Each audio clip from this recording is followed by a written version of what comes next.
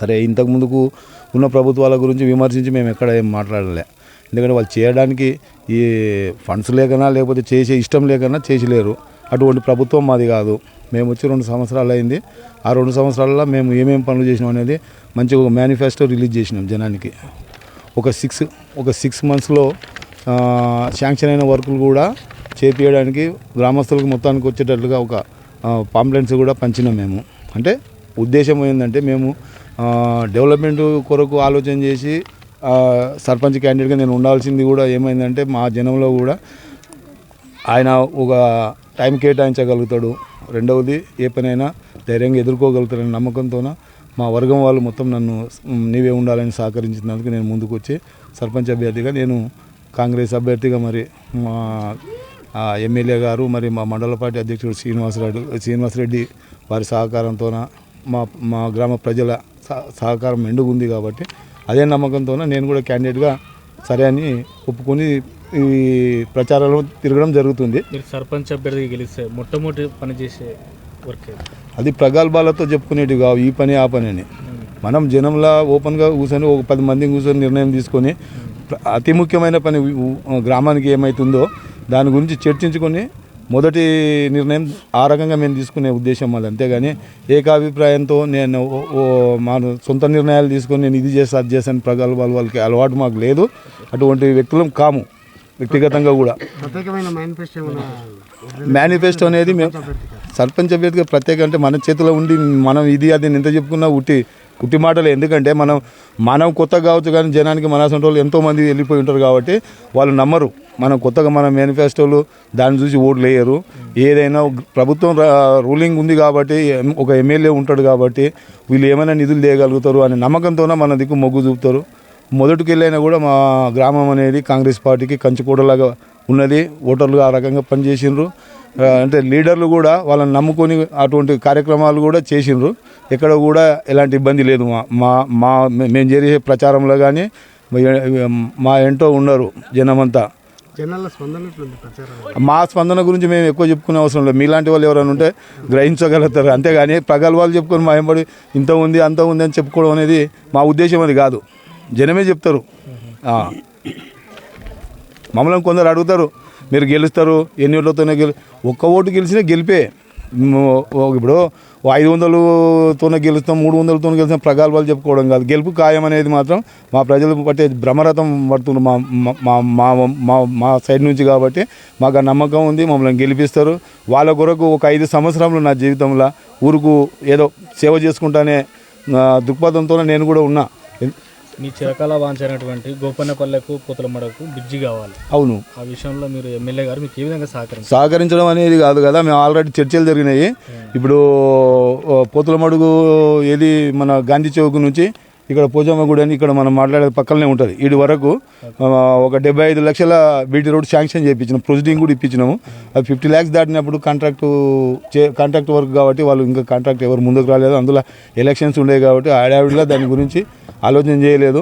ఆ రోడ్డు కూడా ఏ contract tender వచ్చినా కూడా నేను మాట్లాడుకొని నేను సొంతంగా చేయిస్తానని చెప్పి గ్రామ ప్రజలకు నేను మాటిస్తున్నా. ఎందుకంటే ఇందులో భాగంగా నేను ఇప్పుడు వర్క్ చేపిస్తున్నా. వేరే టెండర్ వర్కులు ఉంటే కూడా వాళ్ళతో నేను మాట్లాడి ఎమ్మెల్యే గారు చెప్పారు మీరైతే సమర్థవంతంగా పని చేసి టైం కేటాయిస్తారు కాబట్టి పని చేపినండి అని చెప్తే ఈరోజు బూత్పూర్ టు కర్వేన రోడ్డు అనేది మేము దగ్గరుండి చేపించుకున్నాం. అందువల్ల ఇది కూడా రోడ్డు అంటే వేరే ఊరికి పోయే రోడ్డు మేము చేయగలుగుతాం. మా సొంత ఊళ్ళో మేము ఎందుకు చేయలేము? ఆ ఉద్దేశంతోనే ప్రజలకు కూడా హామీ ఇస్తున్నాం. ఎందుకంటే మన ఇంట్లోకి వెళ్ళి తెచ్చి డబ్బులు పెట్టేది ఏం కదా. ఆల్రెడీ కష్టపడ్డాం. ఎమ్మెల్యే గారిని అడిగినాం. ఆయన మా మాట కాదనకుండా శాంక్షన్ చెప్పించిండ్రు. మాకు ప్రొసీడింగ్లు కూడా వచ్చేసినాయి ఆల్రెడీ. కాకపోతే చేయాలంటే టైం కావాలి కాబట్టి ఎలక్షన్స్ అయిపోయిందాడు దాన్ని ఇంకొక 3 నెలలు టైం పడుతుంది దాన్ని స్టార్ట్ చేయాలంటే. ఎందుకంటే మిషనరీ అంతా అక్కడ వర్క్లో నడుస్తుంది కాబట్టి అది కంప్లీట్ అయిన తర్వాత తీసుకొచ్చి ఈ వర్క్ కూడా చేసి ఒక 6 నెలల్లో ఈ గ్రామానికి ఆ రోడ్ కంప్లీట్ చేసి చూపిస్తాం అనేది మేము ఆ లెవెల్కి ఎప్పుడు కూడా ఆలోచించలేదు. విజ్ఞప్తి అనేది ఏముంది, మన శక్తి వంచన లేకుండా పనిచేయడం అనేది అదే మా కోరిక. అంతేగాని నేను అట్లా అంటే ఎక్కువ చెప్పుకొని తక్కువ చేసినాడు వాళ్ళే చెప్పుకుంటారు. ఆయన చెప్పింది కొంచెమైనా చేసింది చాలా ఉందిలే అనేది చెప్పుకునే ఆ స్థాయిగా ఆలోచన చేసే వ్యక్తిని. అంతేగాని చేయకుండా ఏదో ఊహించుకొని గాలి మెడలు కట్టుకొని గప్పాలు కొట్టే మనస్తత్వం ఉన్నది కాదు మనది. వ్యక్తిగతంగా అయినా కూడా టోటల్గా వ్యక్తిగతంగా అయినా కూడా ఇలా విలేజ్లో నేనంటూ తెలియని వ్యక్తి అంటూ లేరు. నా గురించి దుష్ప్రచారాలు చాలామంది చేస్తున్నారు. చేయకోక దాని గురించి ఇప్పుడు కాదు నేను చెప్పేది సమాధానం ప్రజలే చెప్తారు. ప్రజలతోనే నేర్చుకోవాల్సి వస్తుంది వాళ్ళు నేనంటే ఏందనేది. అది కూడా చాలా దూరమే లేదు, అతి దగ్గరలోనే ఉండాలి.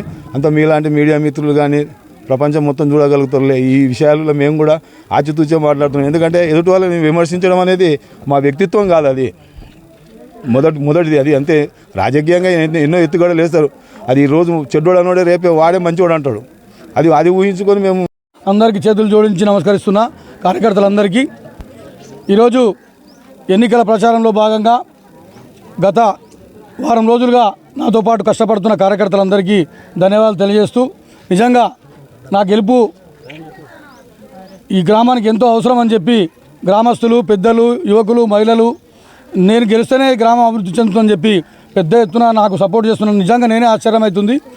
ఎక్కడెక్కడ ఉన్న వాళ్ళంతా ఈ ఊరు ఎక్కడో ఉండే ఈ గ్రామం గత 2 సంవత్సరాలుగా కాంగ్రెస్ పార్టీ అధికారంలోకి వచ్చిన తర్వాత పెద్ద ఎత్తున అభివృద్ధి సంక్షేమ పథకాలు మా ఎమ్మెల్యే గారి సహకారంతో, మా నియోజకవర్గ ఎమ్మెల్యే జి మధుసూదన్ రెడ్డి గారి సహకారంతో, రాష్ట్రంలో ఉన్న రేవంత్ రెడ్డి గారి ఆధ్వర్యంలో ఈ గ్రామం ఈ మండలంలోనే పైలట్ ప్రాజెక్టుగా ఇందిరమ్మ ఇండ్లు కానీ సంక్షేమ కార్యక్రమాలు కానీ పెద్ద ఎత్తున ఈ గ్రామంలో పెద్ద ఎత్తున ఇప్పుడు గత 10 సంవత్సరాల క్రితం ఈ గ్రామం పెద్ద ఎత్తున అభివృద్ధికి నోచుకోకుండా పడకేసి ఉండే దాన్ని పెద్ద ఎత్తున ఇప్పుడు ఈ గ్రామంలో పెద్ద పెద్ద కార్యక్రమాలు చేసుకోవాల్సి ఉంది. దానిలో భాగంగా గతంలో మా ఎమ్మెల్యే గారు ఇక్కడికి మల్లు బట్టి విక్రమార్క ఉప ముఖ్యమంత్రి గారిని తీసుకురావడం జరిగింది. 133 kV సబ్స్టేషన్ మంజూరు చేయడం జరిగింది. అదేవిధంగా 33 kV సబ్స్టేషన్ కూడా ఒకటి మంజూరు చేయించడం జరిగింది. అదేవిధంగా పెద్ద ఎత్తున ఇందిరమ్మ ఇండ్లలో భాగంగా పైలట్ ప్రాజెక్టుగా 94 ఇండ్లు ఈ మండలంలోనే ఈ పెద్ద మొత్తంలో ఈ గ్రామానికి మంజూరు చేయడం జరిగింది. ఆ ఇండ్లు దాదాపుగా 52% ఇండ్లు గృహప్రవేశాలు కూడా చేసుకోవడం జరిగింది. అంటే ఈ గ్రామానికి ఒక్క ఇల్లు గత 10 సంవత్సరాల కాలంగా ఎవరు కూడా ఇవ్వలేదు. పెద్ద ఎత్తున అభివృద్ధి సంక్షేమ కార్యక్రమాలు ఎమ్మెల్యే గారి ఆధ్వర్యంలో జరుగుతున్నాయి. మరి సర్పంచ్గా నేనుంటేనే నా అభ్యర్థిత్వం ఉంటేనే ఈ ఊరు గ్రామం బాగుపడుతుందని చెప్పి పెద్ద ఎత్తున అందరూ నాకు హర్షధ్వానాలతో పెద్ద ఎత్తున నాకు స్వాగతం పలికి నా అభ్యర్థిత్వం బలపరుస్తున్నందుకు అందరికీ హృదయపూర్వక ధన్యవాదాలు తెలుస్తూ, అదేవిధంగా అన్ని కులాలు మతాలకు అతీతంగా పెద్ద ఎత్తున కుల మతాలకు అతీతంగా నాతో ప్రయాణం చేస్తున్నందుకు అందరికీ ధన్యవాదాలు తెలియజేస్తూ, అదేవిధంగా ప్రతిపక్షాలు అన్నీ కలిసినాయి. ఈరోజు మీరందరూ చూసుకోండి, ఒకసారి గ్రామస్తులంతా గమనించాలి. నా మీద ప్రతిపక్షాలంతా కలిసి ఈరోజు దాదాపు మీరు ఒకసారి చూడండి 10కి 10 వార్డు సభ్యులు మా కాంగ్రెస్ పార్టీ వాళ్ళే, అవతల టీఆర్ఎస్ బీజేపీ అన్ని కుట్రలు అన్నీ. ఈ గ్రామంలో ఇంత పెద్ద ఎత్తున అభివృద్ధి జరిగితే ఇంకా మాకు భవిష్యత్తు ఉండదని చెప్పి వాళ్ళు ఇంటింటికి పోయి ఏవేవో వ్యతిరేక ప్రచారాలు చేస్తూ ఏదేదో అసలు అర్థమే అయితే అందరికీ గందరగోళంలో ఈ గ్రామాన్ని పడేయాలని చూస్తున్నారు. మీరు అందరూ విజ్ఞతతో ఆలోచన చేయాలి. మీరందరూ మేమందరం గ్రామం అభివృద్ధి కోసం పనిచేస్తున్నాం. మేము మా కోసమో లేకపోతే ఎవరి కోసమో లేము. మేము నా కోసం ఓటేమని అడగడం లేదు. ఈ గ్రామం కోసం నాకు ఓటేస్తే మీకు అందరికీ తెలుసు, చిత్తశుద్ధితో పనిచేసినాము. ఈ గ్రామాన్ని ఎంతో అభివృద్ధి దిశలో తీసుకుపోవడం జరిగింది. అదేవిధంగా భవిష్యత్తులో కూడా కాంగ్రెస్ పార్టీ ఇంకా 3 సంవత్సరాల అధికారంలో ఉంటుంది. పెద్ద ఎత్తున జూనియర్ కాలేజ్ కానీ అదేవిధంగా మండల కాంప్లెక్స్ భవనం కానీ ఇక్కడ ఉన్నటువంటి ప్రభుత్వ భూములు కానీ కాపాడుకోవాల్సిన అవసరం ఉంది. కొంతమంది ఆ భూములను కబ్జా చేయాలని చెప్పి నేనుంటే వాళ్ళ ఆటలు సాగవని చెప్పి దానికోసం అందరు కుట్రపూరితంగా ఈ గ్రామాన్ని పాడు చేసేందుకు సిద్ధమైంది. కాబట్టి దయచేసి మీరు అందరూ వారికి బుద్ధి చెప్పి పెద్ద ఎత్తున నాకు అవకాశం ఇచ్చి నన్ను పెద్ద ఎత్తున భారీ మెజార్టీతో గెలిపిస్తారని కోరుకుంటూ అందరికీ హృదయపూర్వక నమస్కారాలు క్లియర్గా మా ఎమ్మెల్యే గారు ముందే చెప్పడం జరిగింది. శెట్టిశేఖర్ అభ్యర్థిత్వాన్ని నేను బలపరుస్తున్నా. శెట్టిశేఖర్కే కాంగ్రెస్ పార్టీ అభ్యర్థిగా క్లియర్గా చెప్పడం జరిగింది. వాళ్ళు అసత్య ప్రచారం చేసుకుంటున్నారు. వాళ్ళంతా టీఆర్ఎస్ బీజేపీ అందరూ చూస్తున్నారు. ఈరోజు మీరు చూస్తే వాళ్ళు ఎవరు తిరుగుతున్నారు, వాళ్ళు గతంలో ఏ పార్టీలో ఉన్నారు, గతంలో వాళ్ళ పార్టీలు ఏంది, వాళ్ళ చరిత్ర ఏంది. ఈరోజు ఇంటింటికి పోతున్నారు. ఎందుకు పోతున్నారు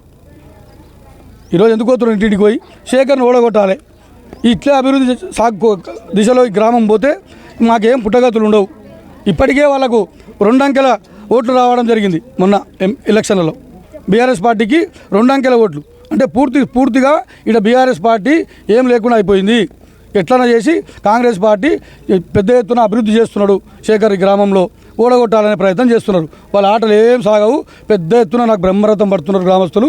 పెద్ద ఎత్తున భారీ మెజార్టీతో గెలవబోతున్నారు. మీరు సర్పంచ్ అభ్యర్థి గెలిస్తే ఒక మోడల్ విలేజ్గా మారుస్తానని అంటున్నారు. ఈ విధంగా మీరు ఒక మేనిఫెస్టో ఓకే తయారు చేశారు. ఓకే మంచి ప్రశ్న. గతంలో మేము ఒక విజన్తోనే పనిచేయడం జరిగింది ఈ గ్రామాన్ని. ఎట్లా అంటే ఈ గ్రామం చాలా వెనుకబడి ఉండే, ఒక్క ఇల్లు రాలేదు.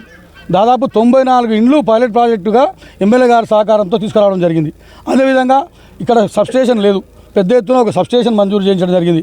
ఈ పెద్ద పురాతనమైనటువంటి స్కూల్ పాఠశాల దీనికి సంబంధించి మేమంతా పెద్ద ఎత్తున మంత్రులను కలిసి ఎమ్మెల్యే గారి సహకారంతో మంత్రులను కలిసి పెద్ద ఎత్తున జూనియర్ కాలేజీగా దీన్ని శాంక్షన్ కూడా చేయించడం జరిగింది. వచ్చే అకాడమిక్ ఇయర్ నుంచి జూనియర్ కాలేజీ ఇక్కడ అంటే క్లాసులు ప్రారంభమవుతాయి ఎమ్మెల్యే గారి సహకారంతో. అదేవిధంగా ఎప్పుడో మండలం మేము కొట్లాడి తెచ్చుకున్న మండలాన్ని ఇప్పటివరకు ఒక్క ఆఫీస్ లేదు, మేమే త్యాగం చేసి గ్రామ పంచాయతీ ఆఫీసును ఎంపీడీఓ కార్యాలయంగా మార్చడం జరిగింది. ఇప్పుడు 2 ఎకరాల భూమిని ఎంతో కష్టపడి అందరం చందాలు వేసుకొని ఆ భూమిని మేము మండల కాంప్లెక్స్ కోసము నిర్మాణం చేయాలని చెప్పి దాన్ని పెద్ద ఎత్తున కాపాడుకుంటూ వస్తున్నాం. ఆ మండల కాంప్లెక్స్ అక్కడనే ముసాపేట ఏదైతే నడి సెంటర్లో వాటర్ ట్యాంక్ దగ్గర పెద్ద ఎత్తున మండల కాంప్లెక్స్ భవనం నిర్మించబోతాం. తప్పకుండా నేను సర్పంచ్ గెలిచిన తర్వాత ఖచ్చితంగా మండల కాంప్లెక్స్ గ్రామంలోకి తీసుకొస్తా, ఇక్కడే నిర్మిస్తా.